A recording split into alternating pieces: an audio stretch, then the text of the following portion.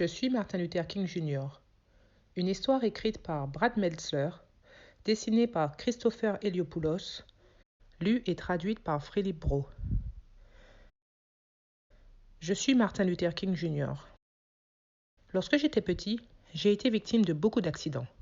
Un jour, mon petit frère me frappa la tête avec une batte de baseball.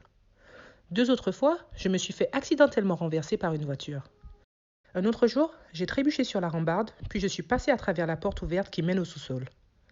Quel que soit le nombre de fois où je tombais, je me relevais à chaque fois. Même avant que je sache lire, je savais que j'aimais les livres. Mon père raconte tout le temps comment j'avais toujours plein de livres autour de moi. Je disais souvent à mes parents, « Lorsque je deviendrai grand, je vais utiliser de grands mots. » Il y a un pouvoir dans les mots. J'utiliserai des grands mots dans mon futur. Lorsque j'avais 6 ans, l'un de mes meilleurs amis était un garçon dont le père avait un magasin à l'autre bout de la rue. Mon ami était blanc, j'étais noir. Mais cela n'était pas important pour nous. Nous jouions et nous amusions quand même ensemble.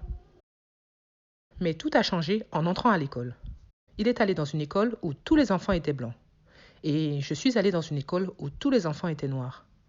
Peu de temps après, il me dit « Je ne peux plus jouer avec toi. » « Mais pourquoi ?»« Parce que mon père l'a dit.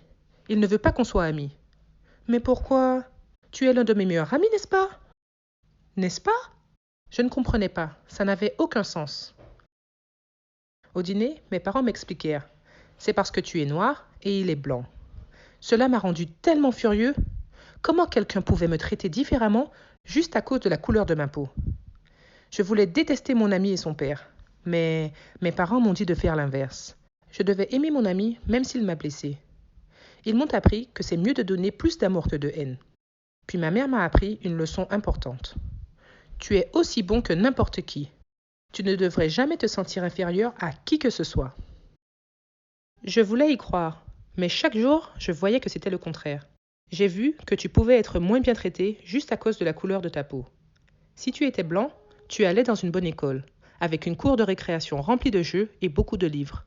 Alors que si tu étais noir, ton école était petite et parfois sans pupitre ou fenêtre. Regarde, une aire de jeu. Regarde. Mais où est notre aire de jeu ? Ce n'était pas juste l'école. Les personnes noires devaient aussi utiliser différentes fontaines à eau, différents ascenseurs et même différentes toilettes. En fait, lorsqu'il faisait chaud et que tout le monde voulait une glace, si tu étais blanc, tu pouvais t'asseoir à l'intérieur et manger dans une belle assiette, alors que si tu étais noir, des fois, il ne te servait même pas. Et s'il te servait, il le faisait à travers une fenêtre à emporter et mettait ta glace dans un cornet en carton fragile. Cette glace est parfaite, mais cette glace est fondue. Ça a même empiré lorsque j'avais 14 ans. Je venais juste de gagner un concours d'expression orale. Mon thème était sur le fait d'être juste envers tout le monde. J'étais tellement excitée. Puis, alors que j'étais dans le bus rentrant à la maison, quelques personnes blanches sont montées. Vous devez laisser vos sièges aux blancs. Au début, je n'ai pas bougé, car ça ne semblait pas juste. Mais ma prof m'a convaincue de bouger. Nous avons passé le reste du voyage, debout et ballottés dans tous les sens. J'étais plus fâchée que je n'ai jamais été. C'était ce à quoi la vie de tous les jours ressemblait. Les personnes noires étaient maltraitées. La seule question était, qu'est-ce que je pouvais y faire ? Je commence à l'université à l'âge de 15 ans. À l'âge de 19 ans, je devins pasteur et commença l'école séminaire, étudiant la religion. Durant ces années, je lus les accomplissements de David Thoreau et Mahatma Gandhi. Thoreau m'apprit la désobéissance civile, c'est-à-dire comment un mauvais système pouvait être changé sans violence. Alors que Gandhi m'ouvrit l'esprit sur le pouvoir de l'amour. Mais qu'est-ce que la résistance non violente ? C'est le fait d'utiliser l'amour et des méthodes non violentes pour changer les choses injustes dans la société. C'est une leçon que je voulais partager avec tout le monde. J'eus ma chance très rapidement. Un chauffeur de bus a demandé à une femme noire, vivant en Alabama, de céder sa place à un homme blanc. Cette femme, c'était Rosa Parks. Et c'était presque comme ce qui m'était arrivé plus tôt. Mais malheureusement, Madame Parks refusa. Et elle fut arrêtée. Tôt le lendemain matin, je reçus un appel d'un responsable local. « C'est le moment de prendre parti. Nous devrions boycotter les bus. Comme ça, tout le monde saura que nous n'accepterons plus ce genre de traitement. » Mais tu sais que ce ne sera pas facile, hein ? Ne demande pas si ce sera facile, demande si c'est juste. C'était exactement comme j'avais appris à travers Taureau. Au lieu d'utiliser la violence pour protester contre les règles injustes, les personnes noires utiliseront des méthodes de paix. Nous n'allons pas utiliser les bus. Sans notre argent, les compagnies de bus feront faillite. La seule question était, cela allait-il marcher? Le premier jour de grève, ma femme m'appela pour venir voir par la fenêtre ce qui se passait. Les bus sont tous vides, ça fonctionne. Nous devrions continuer. Étant à la tête du boycottage des bus, j'ai donné l'un des plus importants discours de ma vie.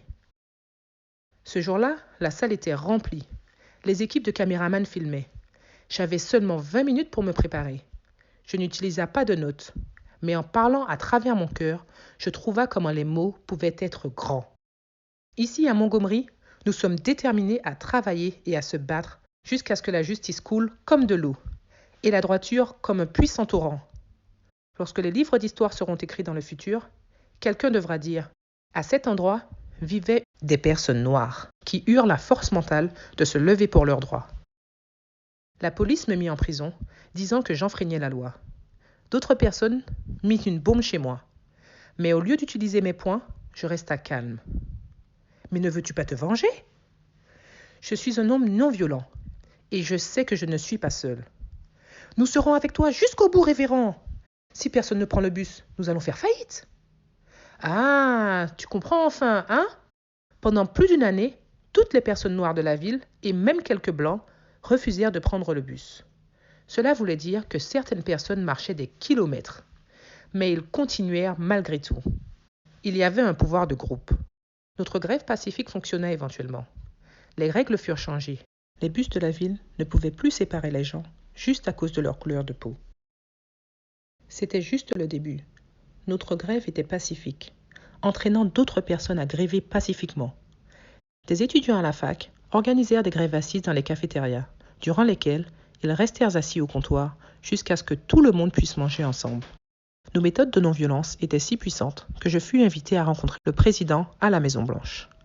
Mais parfois, les problèmes les plus difficiles étaient à la maison. « Papa, regarde, un parc d'attractions. On peut y aller, s'il te plaît ?» Je suis désolée, on ne peut pas. Le parc n'accepte pas les personnes noires. Voir ma fille pleurer était l'un des moments les plus difficiles de ma vie. Cela me fit simplement travailler plus dur pour changer les choses. Était-ce facile? Absolument pas. Durant une grève à Birmingham en Alabama, la police m'arrêta une nouvelle fois et m'enferma dans une cellule sombre qui n'avait qu'une fenêtre. L'injustice n'importe où est un danger pour la justice partout. Quelqu'un me glissa un journal dans lequel des meneurs religieux blancs avaient écrit un article nous appelant des casseurs de loi. Quelqu'un me faufila ensuite un stylo. Dans cette cellule, j'écrivis ma propre réponse en bordure de ce journal, et même sur du papier toilette. Ma lettre écrite dans la cellule de Birmingham était ensuite publiée en dépliant, puis en magazine et dans des journaux. Aujourd'hui, elle a été lue par des millions de personnes. Comme je disais, c'est fabuleux comme les mots peuvent être grands. Notre message était si important que même les enfants de ton âge nous rejoignèrent. Durant la marche des enfants à Birmingham, plus de 1000 enfants se joignirent à la marche, certains âgés de juste 6 ans. Que veux-tu? Liberté! Le premier jour, la police arrêta 900 d'entre eux. Le lendemain, 2500 enfants vinrent, prêts à aller en prison. C'était notre plus belle heure. Fâché que nous n'abandonnions pas, le chef de la police dit aux pompiers d'utiliser des canons à eau et de lâcher les chiens sur les enfants. Ils pensèrent que cela allait nous arrêter.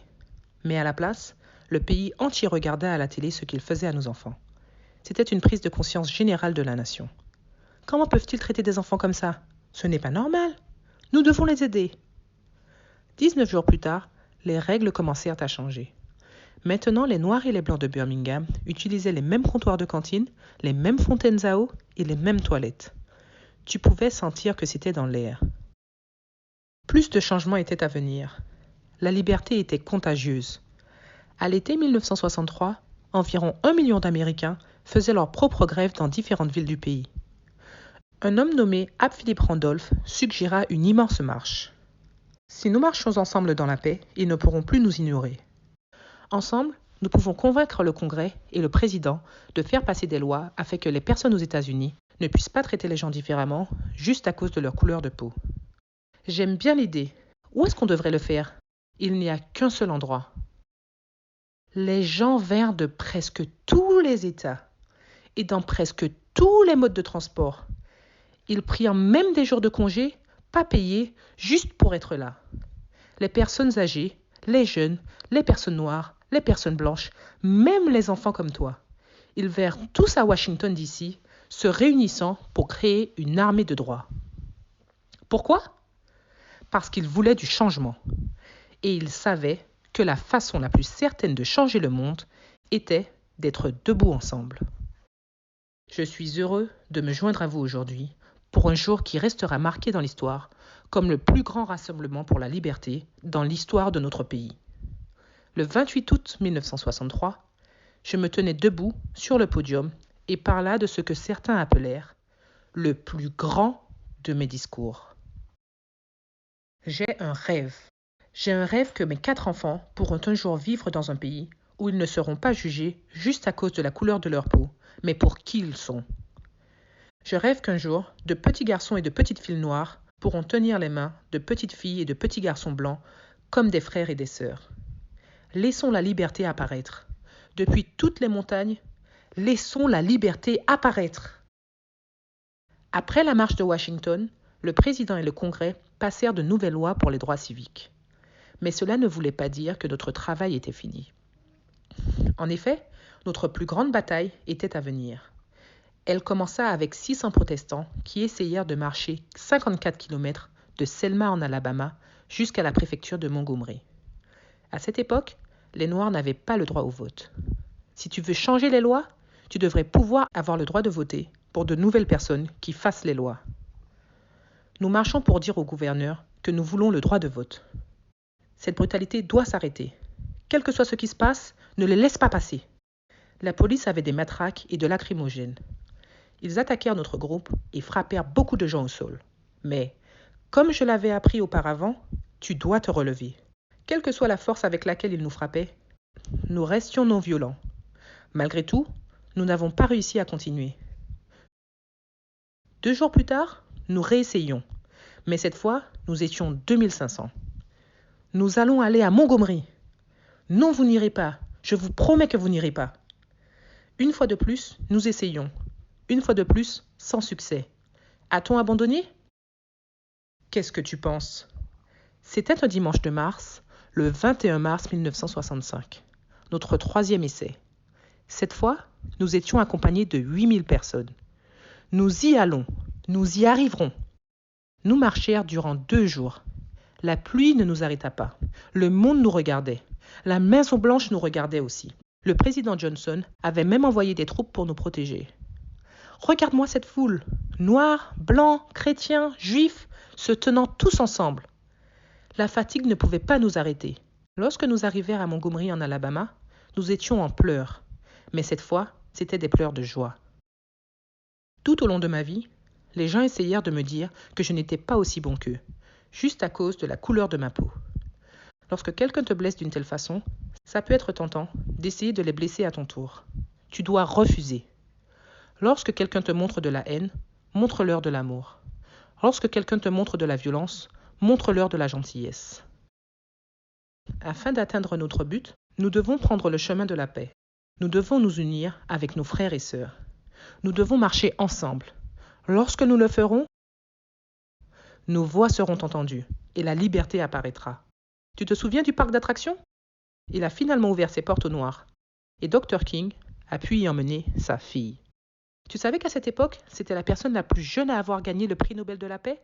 À juste 35 ans. Il donna l'argent du prix au mouvement des droits civiques. Il dit que le prix était aussi le travail de beaucoup d'autres héros inconnus. Je suis Martin Luther King Jr. Je suis pour la paix. Je suis pour la justice. Je suis pour aider les autres. Je suis une preuve que, quelle que soit la difficulté rencontrée, nous devrons toujours nous battre pour ce qui est bien et travailler pour changer ce qui est mal. Quel que soit à quel point cela devient difficile, tu devras toujours avancer de l'avant. J'en suis la preuve.